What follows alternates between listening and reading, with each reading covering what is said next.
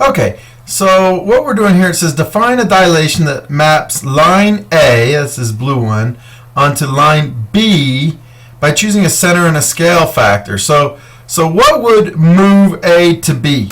Well, what it appears to me that they are vertical lines. This one is vertical, right? And this one is also vertical. So now I've got to figure out what's the distance between these lines, okay? And if this one is approximately 1.5, it looks like, no, wait a minute, this is a half, this is 1, I gotta read my scale. Each of these gray lines represents a half unit. So this is 1.25 units, right? And 1.5, 2, 2.5, 3, 3.5, 3 3/4 units. So the distance between here and there is 2.5 units, from 1.25 to 3 3/4. So now I can try to figure out, okay, where can I place a center that would move this 3 3/4 away, and also, you know, how would what scale factor would I pick for that? Well, there's a few different ways to do this. So, you know, for one, I can put my center here at the origin, and I can figure out, you know, what I'm going to need to multiply to get from this distance to that distance. And that's what I'm going to do, because that's actually a really, really good trick, right? So what we do is we put 0, 0. Now, with a line, I'm picking the origin because I'm going to just stay horizontal here. And those are perpendicular, so I know when I measure from 0 to 1.25 that I'm actually measuring the right distance here, right? So here's the trick, ready? To get the new distance, we're going to be multiplying a scale factor times the old distance. So the way to do that, let me show you this here. The way to do that, and let me get a new page here and use my pen, because this you should see handwritten out actually. So if I want my answer to be the new length, right, and I'm going to be multiplying the scale factor k, right, times my old length, right? So I'm going to be multiplying. To solve for this, what do I do? To solve for k, I would divide both sides by the old, right? So I divide both sides by the old. So what is the scale factor? What does it need to be? You know, for me, in order to find the new length and multiply, when I multiply by the old, k has to be equal to my new length over my old length. Ah, that's pretty good there. That's pretty good. So I can put that in here. What is my new length going to be? Well, it's going to be 3.75. 3.75. Ooh, they don't. Well, let's click down in there. Let's try that again. 3.75 over my old length, which was 1.25. And, you know, if I really want to, I can reduce this to 3. I probably ought to reduce this to 3. But I'll just leave it like that, new over old, so you can see that. Okay, and I'll hit check answer. I didn't like that because it thought I was saying 3.75. Well, 3.75 divided by 1.25 is just 3. So that was our actual answer. Didn't like me answering that. So it told me I was wrong because it did not like the slash and everything in there.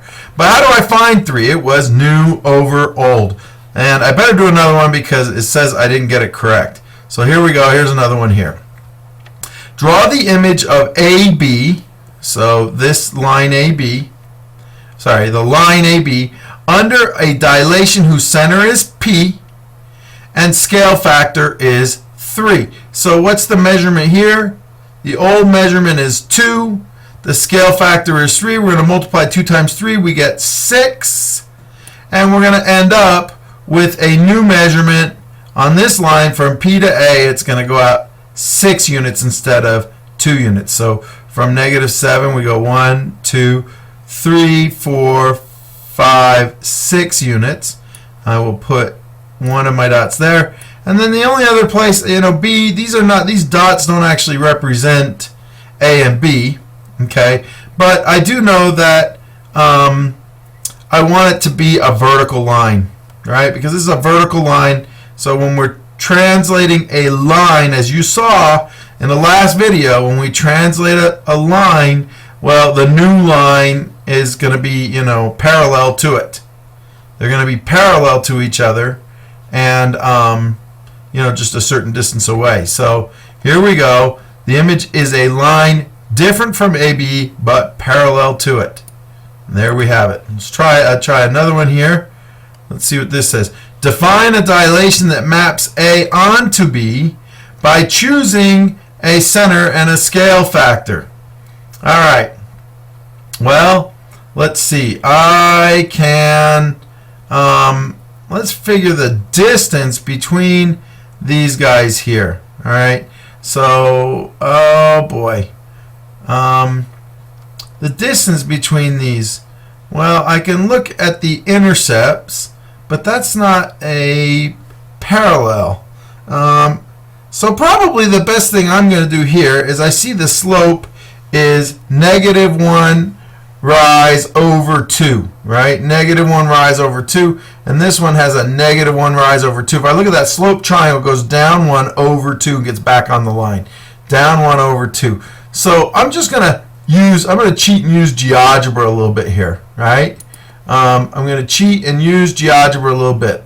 And so I'm going to put in two lines, and the first one is y equals -1 over 2 x.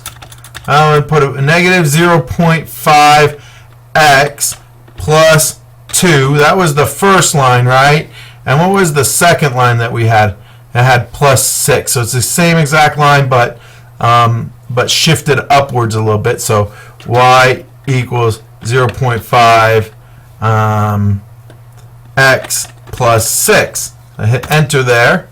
What happened? Oh, I didn't make it a negative.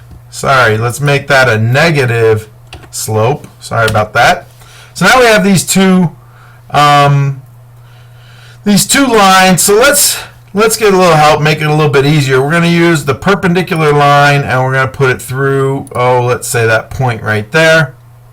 And I'm going to find my intersection point here so I can measure the segment from A to B. And this will tell me the exact length from A to B. And boy, it's 3.58. Well, let's try that. I don't know. Let's give it a shot. If I were to dilate, I'm not feeling good about this, by the way, but if I were to dilate from the origin, 0, 0 by 3.58, that's the, oh no, that's not the distance. Sorry, we got to measure the distance from the origin to each of those points. Let's do that again. Let's go back in here. What am I thinking? Making big mistakes here. Okay, so we're going to, first we'll place a point at the origin. So we'll go A equals 0, 0, enter. All right, we'll draw our perpendicular line that goes, there it is, through it. We will mark our intersection points, and we will measure the new length, or the old length, and there's the new length. So if we take 5.37 and divide by 1.79, I'll do that real quick. 5.3, oops, let me get my calculator up here. 5.37 over 1.79, because that's new length over the old length, and that gives me 3. That'd be 3. So the scale factor is going to be 3 if I place it at the origin. Now, think about the tricks that I just went through to get this. I want to pick a point, so I just picked a point. I need to use perpendicular lines to take accurate measurements. I found the first measurement here, and then I found the second measurement there. Okay, so there's some tricks involved. You got to remember about perpendicular lines. It's tempting to maybe just say, oh, well, look at here. We could have gone 2 and 6, but there's no guarantees with something like that. You've got to be careful when you do these things. So we know we're going to put 3 down now because that is our scale factor for sure as we measured our distance to the line. Okay? And I'm going to do one more because I kind of struggled with that one. I didn't like it. Define a dilation maps line in the graph below onto itself by choosing a center and a scale factor other than 1. Oh, that's pretty easy. As long as I put the center, on the line, it doesn't matter what the scale factor is, the line will map onto itself. This is a point that's on the line, 5, 0. So I'll put 5, 0, and I'll, dilate it by whatever. There's 6. And that one was easy. Let's try another one. The graph below contains rhombus ABCD, and the point P. Draw the image of ABCD under a dilation whose center is P, so the origin. The scale factor is 3. Oh, this shouldn't be too bad. We're going to go 3 times, this is 3 units to A, so now A is going to be out 9 units, right? And 4 units here, so now it's out to 12. 3 units here, now it's out to 9, and negative 4 units, so we're out negative 12. All right, so that's all measured as good. Now it says, draw the image, right? And then, what are the lengths of the sides of A, B, C, D, and its image? All right, well, this is a 3, 4 right angle, and so I happen to know from my experience with right triangles, 3, 4, 5 is one of the special right triangles that we learned about. So ABCD, these are 5 units across. This is also 3, 4, and 3, 4, and 3, 4. And also we were told it was a rhombus, so we only have to check one side. Now, how about now? Well, this one is really a 3, 4, 5 also. If you think about it, all we did was we increased the scale here, 3, 4, and 5. So if this length, and you remember the rule about dilating a segment, that the new segment just going to have is going to have a ratio between the length of the new segment to the old segment is going to be the same as the scale factor. So we know we scaled it by a factor of 3, so we take 5 and multiply by 3 and you get 15. So there we have it. Okay, and I guess I've got time for maybe a quick one. Here we go. Triangle ABP. Draw the image of triangle ABP under a dilation whose center is at P. So if the center is at P, then this P is going to stay exactly where it is. And the scale factor is 1/3. Aha! That's pretty good. So instead of having, if I multiply 9 by 1/3, I get 3. So it's now only going to come down, 6 units. And then this guy, well, I got a secret for you, I'll tell you right now. This triangle right here is 9 units long. Once I've measured this one, I realize it has to be proportional. So if I've got a right angle here, the new triangle, this is a reduction, this triangle, is going to have the same, it's going to be similar, right? The angle measures are going to be the same. So I had to make this a right angle just like I made that. I had to make this a right angle just like this was a right angle. So just by finding the first point, I could bring B over and just drop it, and I know it's going to be on this line, right? We're dilating on the line from P to B. So now the trick. What are the lengths of the side AB and its image? So AB, that's from 2 to 8, that's 6 units long, between 2 and 8. And then lastly, its image. Well, I just multiply 6 by 1/3.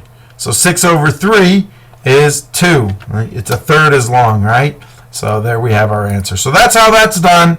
Kind of worked through that a little bit, and good luck with it.